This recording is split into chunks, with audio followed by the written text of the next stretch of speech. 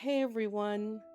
I wasn't planning on making this video, but I woke up today to the news that Sam Neill passed away, and I felt like I needed to sit down and talk about it. Not just about him as an actor, but about what Jurassic Park meant to me, and honestly still means to me, and all these years later. So this one's a little different. Let's talk about Alan Grant. Sam Neill was 78 years old. He died in Sydney, Australia, and by all accounts it was sudden, which feels strange because earlier this year he actually announced that he was cancer free. He was open about it with his rare blood cancer for a few years, and last spring felt like a genuine win, so this hits different. It wasn't the ending anyone was expecting. He wasn't just the Jurassic Park guy either, even though that's how a lot of us knew him. He had this incredible range: the piano, the hunt for Red October, Peaky Blinders, decades of work across film and television. People who worked with him kept using the same words: dignified, funny, warm, unpretentious, the kind of actor that other actors admired.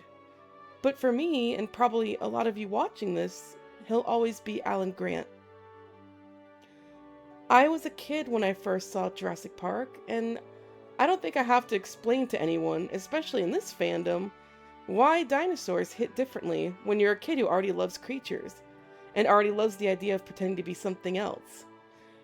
Alan Grant wasn't a typical action hero. He wasn't flashy. He was a scientist who didn't even like kids at the start of the movie. And Neill played that with so much dry humor and heart that you believed every second of his arc.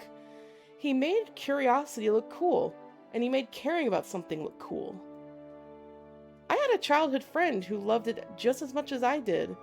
We used to run around outside pretending we were velociraptors, hunched over, hands curled up like claws, doing that little head tilt thing they do in the movie right before they strike. We probably looked ridiculous. We didn't care. And I even took it a step further. I actually drew a mask, hands, and a tail on pieces of paper and taped them to myself so I could really be a dinosaur. I had no idea what a furry was back then.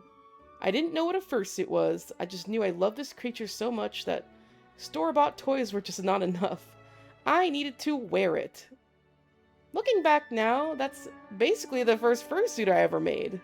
Construction paper and tape held together by pure kid enthusiasm. That's just what Jurassic Park did to kids like us.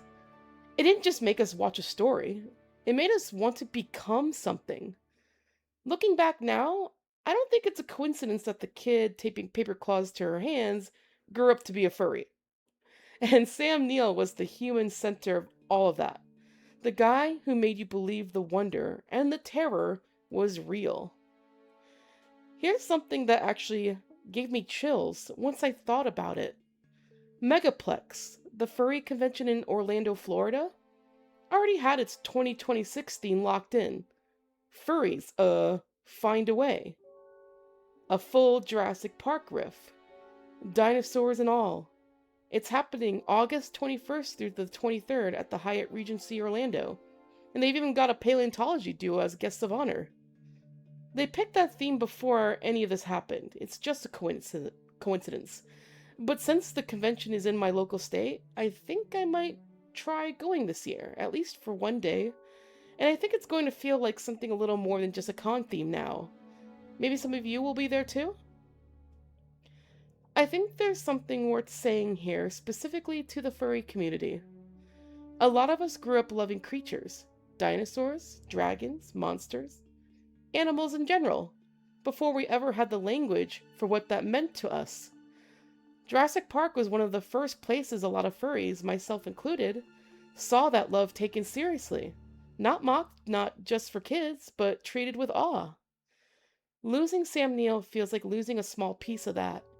Not because he was furry coded or anything like that, but because he was one of the people who helped build the world that helped build us.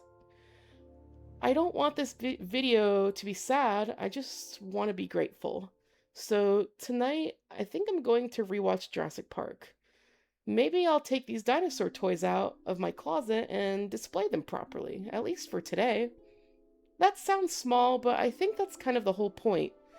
The people who shape us stick around in the small stuff.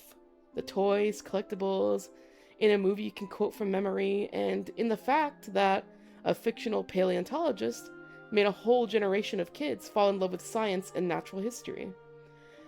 So rest well, Sam Neill, and thank you, genuinely, for Alan Grant and for everything else too. If Jurassic Park meant something to you, I'd love to hear about it in the comments. What's your first memory of it? Did you have any merchandise such as the toys, books, or video games? Do you plan on attending Megaplex and celebrating the theme for this year? Thank you so much for watching and for sitting through something I wasn't even expecting to talk about today. I'll see you in the next one.